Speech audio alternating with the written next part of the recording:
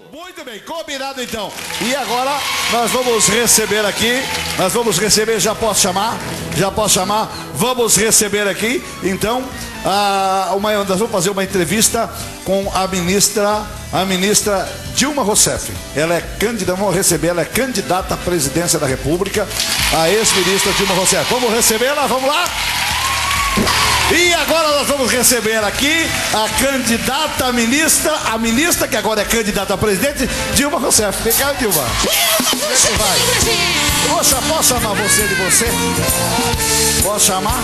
Ela é pré-candidata a presidente da República, ex-ministra, chefe Caseiro. Pré-candidata pra gente não ter problema. Mas todo mundo já sabe que você é candidato, mas a gente fala pré pra gente não ter problema. É isso aí, Ratinho. Tá bom? Senta aqui, eu quero conversar com você aqui.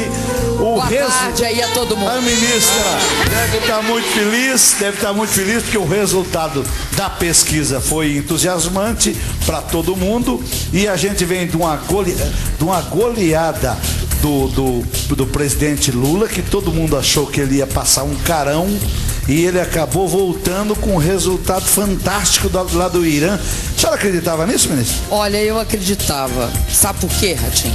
Porque eu acredito que o presidente está fazendo uma política externa vitoriosa, em que ele coloca uma questão na frente de todas: o respeito que o Brasil hoje tem em todos os países do mundo. Respeito não é só porque nós estamos crescendo, o país está se desenvolvendo, mas é porque um país só é respeitado quando o seu povo, quando o seu povo melhora de vida. É que nem uma família, ninguém respeita um pai de família que deixar os seus filhos ficar na miséria. Ninguém respeita. É verdade. Mas nós tiramos 31 milhões e elevamos para a classe média e 24 milhões tiramos da pobreza. O presidente Lula é respeitado por isso, por ter pago a dívida externa e hoje ser credor do Fundo Monetário. Exatamente. Mas também pela imenso carisma e simpatia que ele tem. Ele é um danado mesmo. Não tem outra coisa, sabe o que é, Ratinho? Ele acredita no diálogo.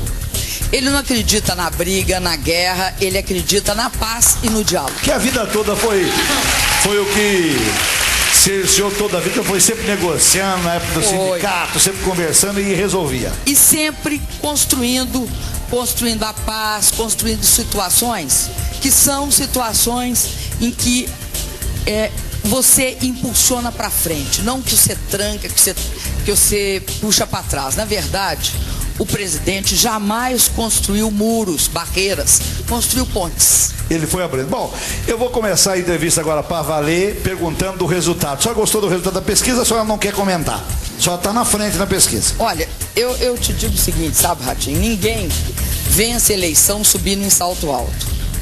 E a pesquisa, ela é um indicador do momento. Óbvio que eu considero importante, Ratinho, ter saído de uma posição bem modesta lá atrás e hoje está numa situação de, eu diria assim, num nível que as pesquisas revelam que é um nível significativo. Mas, em princípio, eu não acho que a gente pode pegar uma pesquisa e falar, ganhei a eleição. Ganha-se a eleição no dia da eleição, quando o nosso povo, o nosso povo brasileiro coloca o último voto na urna e aí você tem o resultado.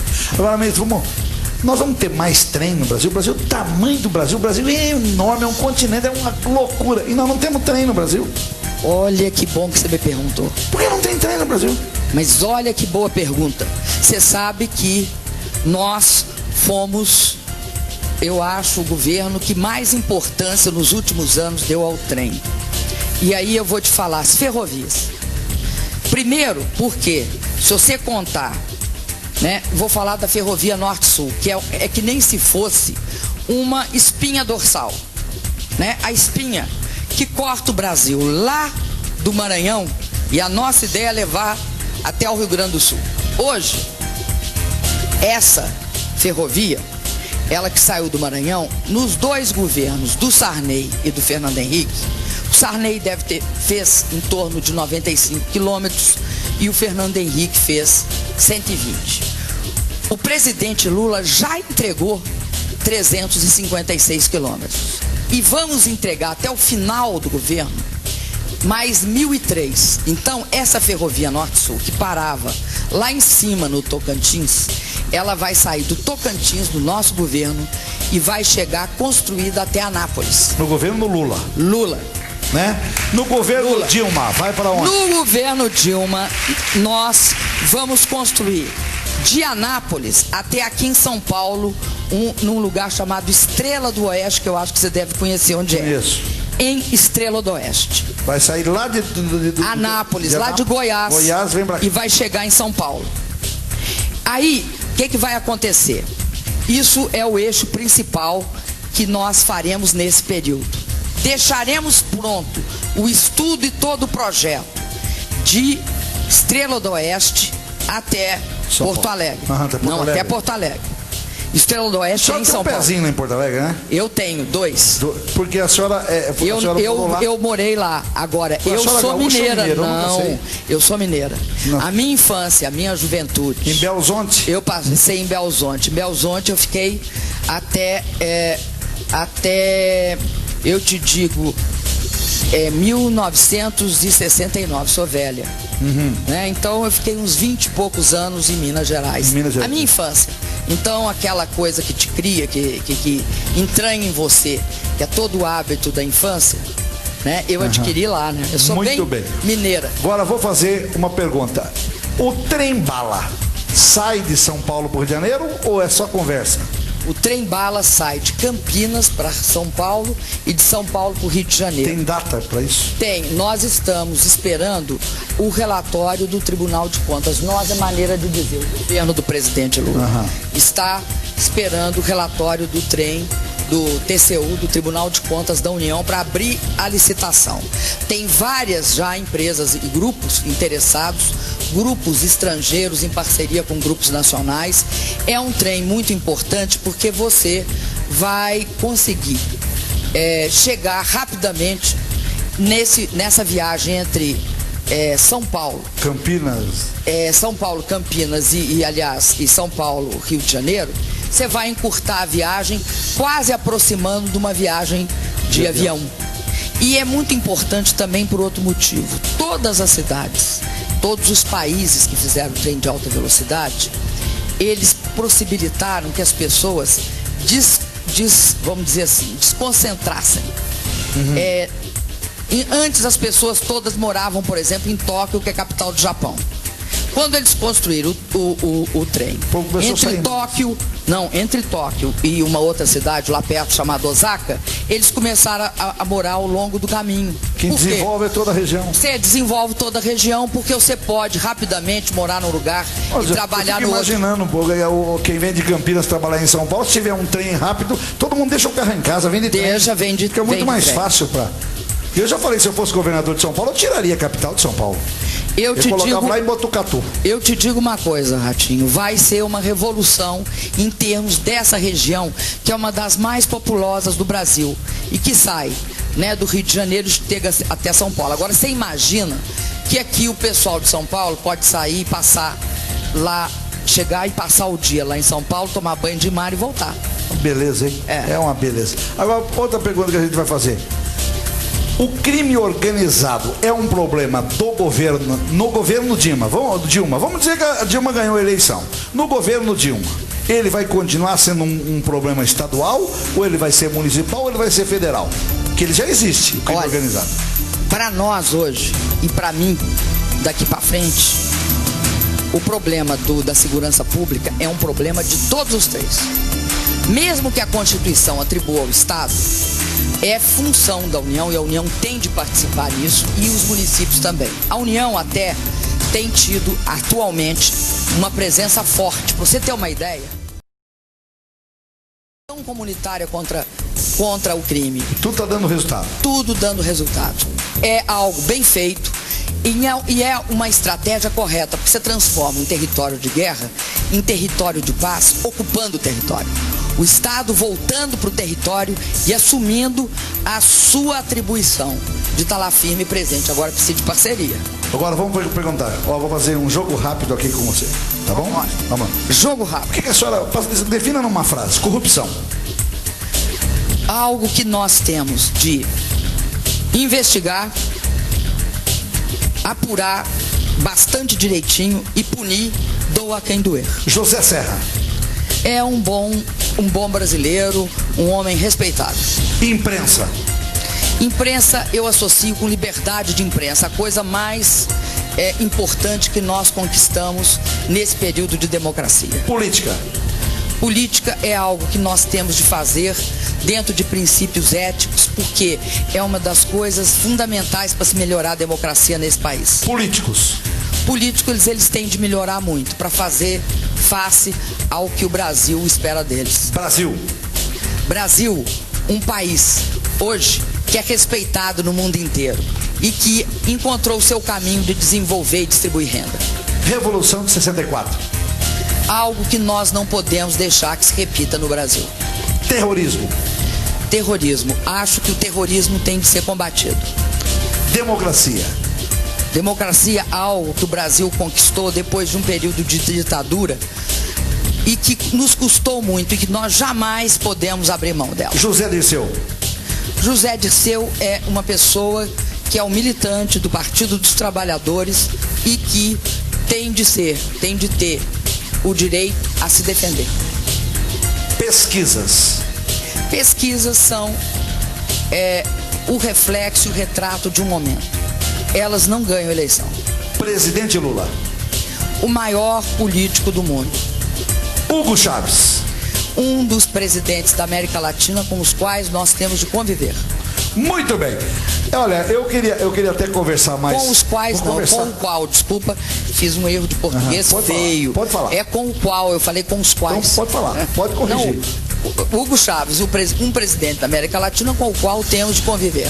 E construir uma relação agora, bastante... Deixa eu fazer mais uma pergunta. Todo mundo fala, mas a ministra Dilma é muito durona. Então, eu queria só falar que essa impressão é uma impressão que não é verdadeira, porque eu que já conversei com você várias vezes, né, é uma pessoa que está sempre... Eu sempre tive muito bem-humorada, sempre brincando.